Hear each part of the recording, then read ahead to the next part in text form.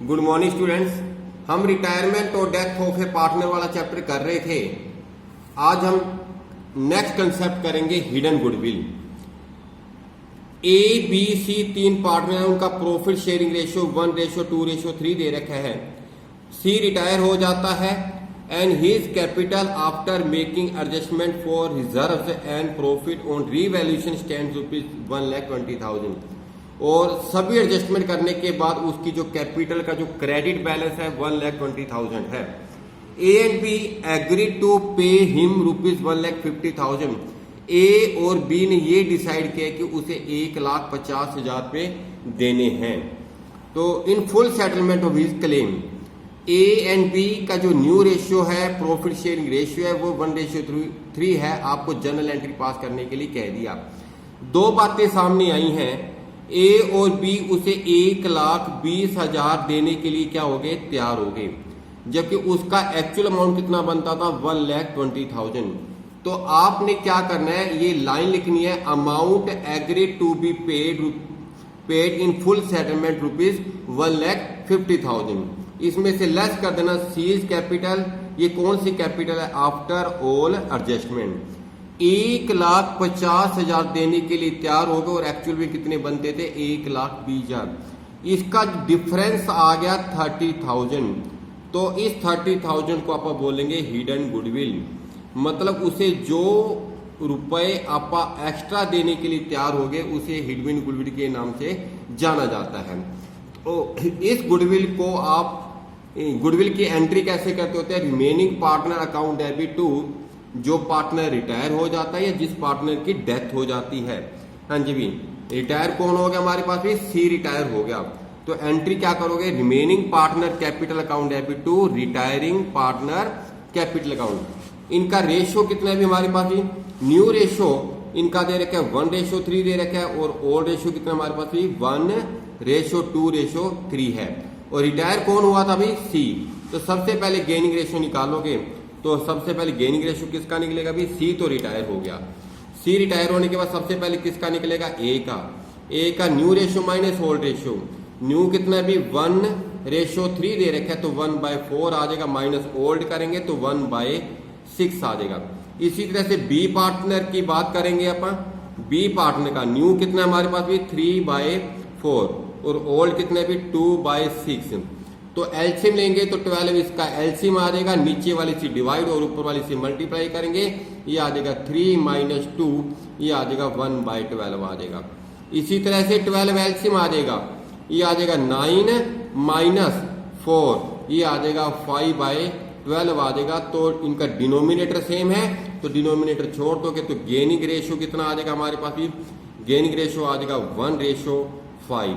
इस gaining ratio के अंदर आपने क्या करना है, जो हिडन गुडविल आई है उसको क्या कर देना, आपने डिस्ट्रीब्यूट कर देना है।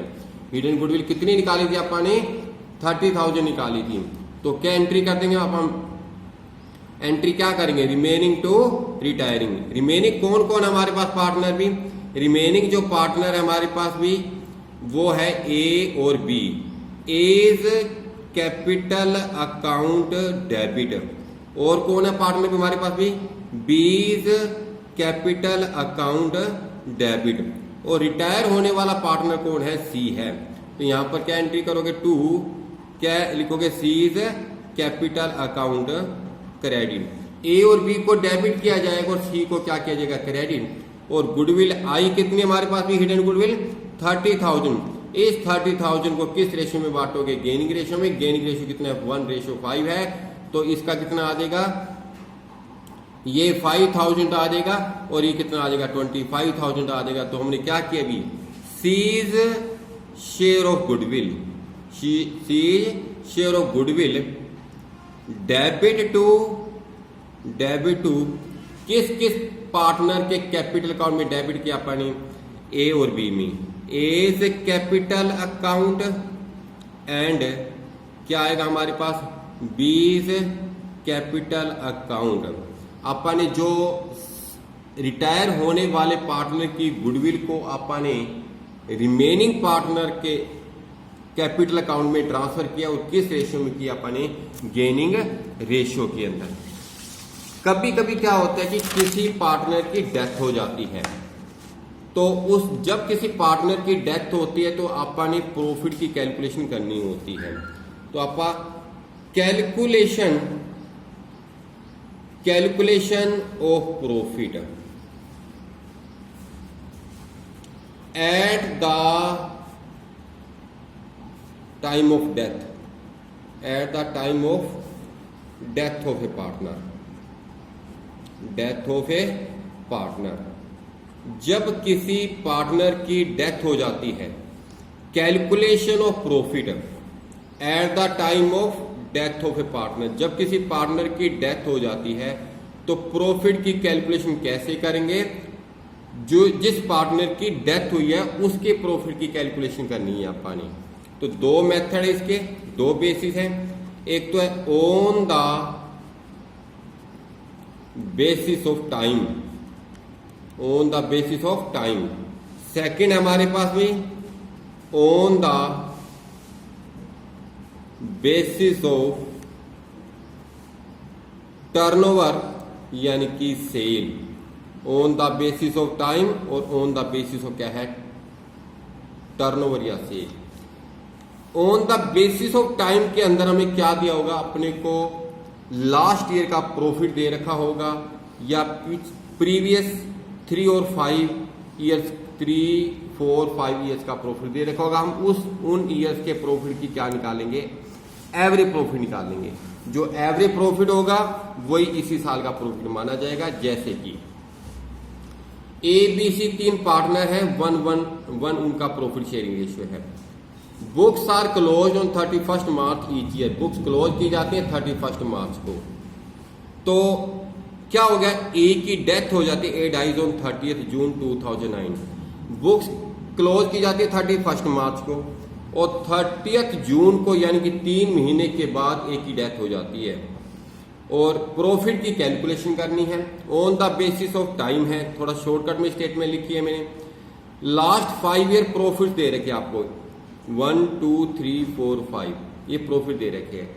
तो कहते हैं जर्नल एंट्री पास करनी है और profit on the basis of क्या है, ये टाइम है। On the basis of time के अंदर आपको लास्ट ईयर के प्रॉफिट दे रखे होते हैं, या तो सिंगल ईयर का प्रॉफिट दे रखा होगा या कुछ सालों के प्रॉफिट दे रखे, उनकी एवरेज निकाल लेना। सबसे पहले तो आप ऐसे करोगे, टोटल प्रॉफिट निकाल लोगे, total profit of last 5 years.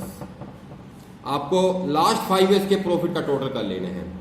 कितना देर का आपको भी 14,000 प्लस 18,000 प्लस 16,000 प्लस 2,000 प्लस 4,000, इन सब को प्लस करोगे तो 54,000 आ जाएगा। अगर किसी ईयर के अंदर लॉस दे रखा हो वो क्या हो जाएगा, माइनस हो जाएगा। तो आप क्या करोगे, एवरेज प्रॉफिट निकाल लेना। ये आ जाएगा हमारे पास 54,000 बाय 5 करेंगे, ये आ जाएगा 10800 आ जाएगा। ये तो एवरेज प्रॉफिट आ गया। तो ये हम मान के चलेंगे, अगर वो इस साल वो ना मरता तो इस साल प्रॉफिट हो जाता 10,800। इस प्रॉफिट को अपन 12 मंथ का मान लेना है। तो अपन किसका शेयर निकालना है भी, जिस पार्टनर की डेथ हुई है, डेथ किसकी हुई भी, ए की। तो अपन ने एज शेयर ऑफ प्रॉफिट निकालना है इसके अंदर से, ए का प्रॉफिट में हिस्सा। ये जो प्रॉफिट है 10,800 है और ये 12 मंथ का माना जाएगा। और ये 3/12 कर देते हैं तो ये कितने मंथ का हो जाएगा, 3 मंथ का। लेकिन इसमें से भी अपन किसका शेयर निकालना है, ए का। ए का प्रॉफिट शेयरिंग रेशियो कितना है, 1/3। तो यहां पर कितना आ जाएगा, 1/3 आ जाएगा। दोबारा देखेंगे, ये जो 10,800 जो प्रॉफिट है ये 12 मंथ का माना जाएगा। 3/12 कर दिया तो 3 मंथ का हो गया, क्योंकि वो 3 महीने तक वो रहा। और उसमें से किसका शेयर निकालना अपन ने, ए का। तो ए का शेयर कितने भी 1/3 है, तो 1/3 आ जाएगा। कैंसिल करेंगे, 3 से 3 कैंसिल हो जाएगा, ये आ जाएगा। कैंसिल करेंगे तो 900 आ जाएगा। तो मतलब ए का 3 महीने का जो प्रॉफिट आ गया वो कितने रुपए आ गया, 900 रुपीज आ गया। जब किसी पार्टनर के प्रॉफिट की कैलकुलेशन कर ली जाती है और जर्नल एंट्री करने के लिए कहा जाता है, तो इसकी एंट्री होती है profit and loss suspense account debit to, जो पार्टनर चला जाता है, चला कौन गया, डेथ किसकी होगी भी, एज कैपिटल अकाउंट क्रेडिट। तो कितने रुपए प्रॉफिट आया इसका, 900, तो 900 से क्रेडिट कर देंगे, डेबिट कर देंगे। यहाँ पर जो डेट दे रखी है उस डेट को क्या कर देंगे अपन, मेंशन कर देंगे। नरेशन आपको पता ही कैसे लिखी जाती है, इसके अकॉर्डिंग लिखी जाती है। ये था on the basis of time. कभी कभी क्या होता है हमारे पास दूसरा कंसेप्ट कौन सा है, on the basis of turnover. Turnover को क्या बोलते हैं, sale. A B C 3 partner है, 3 to 1 है। C dies on 30th June 2012। According accounts are close on 31st March। Sale for the year ending 31st March 2011 amounted to ₹6 lakh, यानी कि last year की आपको सेल दे रखी है। Sale from 1 April 2011 to 30th June, जितने महीने तक वो जिंदा रहा उस टाइम के दौरान उन्होंने 2,40,000 रुपए की सेल की है। The profit for the year ending 31st March 2011 amounting ₹30,000, यानी कि ये लास्ट ईयर की क्या होगी, सेल, और ये लास्ट ईयर का क्या हो गया, प्रॉफिट। यानी कि लास्ट ईयर सेल इतनी थी, लास्ट ईयर प्रॉफिट इतना था। तो वही प्रॉफिट की कैलकुलेशन करनी है। ये ऑन द बेसिस ऑफ क्या बेटा, सेल्स है, ध्यान रखना। ऑन द बेसिस क्या है, सेल्स है। तो अपन किसके हिस्से का प्रॉफिट निकालना है, सी के हिस्से का प्रॉफिट निकालना है। तो लास्ट ईयर प्रॉफिट कितना हमारे पास, ये जो प्रॉफिट जो दे रखा है 6 लाख के ऊपर प्रॉफिट कितना हुआ था हमारे पास, 6 लाख की सेल दे रखी है और इसके ऊपर प्रॉफिट कितना हुआ था, 30,000। तो इफ प्रॉफिट, यानी कि पहले सेल लिख लो, इफ अपन क्या निकालनी है, प्रॉफिट निकालना है। तो ऐसे करोगे, आपको प्रॉफिट कितना देर का भी आपको यहां सेल लिखोगे। If sales ₹6 lakh then profit, तब प्रॉफिट कितना हमारे पास में, ये है 30,000। इफ सेल्स ₹1 होती तो देन प्रॉफिट कितना होता हमारे पास ही, ये होता 30,000 बाय 6 लाख। लेकिन सेल हुई कितनी है अभी, 2,40,000। इफ सेल्स ₹2,40,000 देन प्रॉफिट कितना होएगा, प्रॉफिट अपने को, देन प्रॉफिट, इसकी कैलकुलेशन करते हैं आप। ये आ जाएगा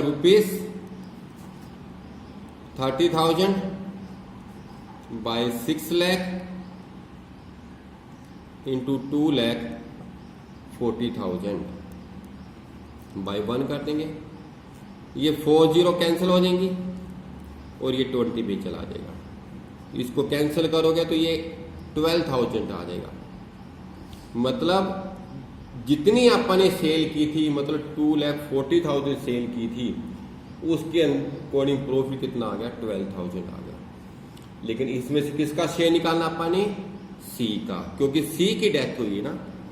सीज शेयर ऑफ प्रॉफिट, सी का प्रॉफिट में हिस्सा कितना आएगा, ये 12,000। उनका प्रॉफिट शेयरिंग रेशियो कितना है, प्रॉफिट शेयरिंग रेशियो कितना था, 3:2:1, और सी का कितने भी 1/6। कैंसल करेंगे तो ये आ जाएगा 2,000। तो उसके हिस्से का जो प्रॉफिट आ गया कितना आ गया, 2,000। अगर इसकी जर्नल एंट्री पास करनी है तो अभी मैंने आपको बताई थी क्या एंट्री होगी भला, profit and loss suspense account debit to C's capital account credit. C के कैपिटल अकाउंट में इतना प्रॉफिट, मतलब कितना निकाला अपन ने, 2000 प्रॉफिट क्रेडिट कर दिया जाएगा। प्रॉपर ढंग से इसके कॉलम तैयार करने होते हैं। जर्नल, ये जर्नल एंट्री बताइए मैंने आपको, ठीक है बेटा। तो ये क्वेश्चन आपने कर लेने हैं। Okay, thank you.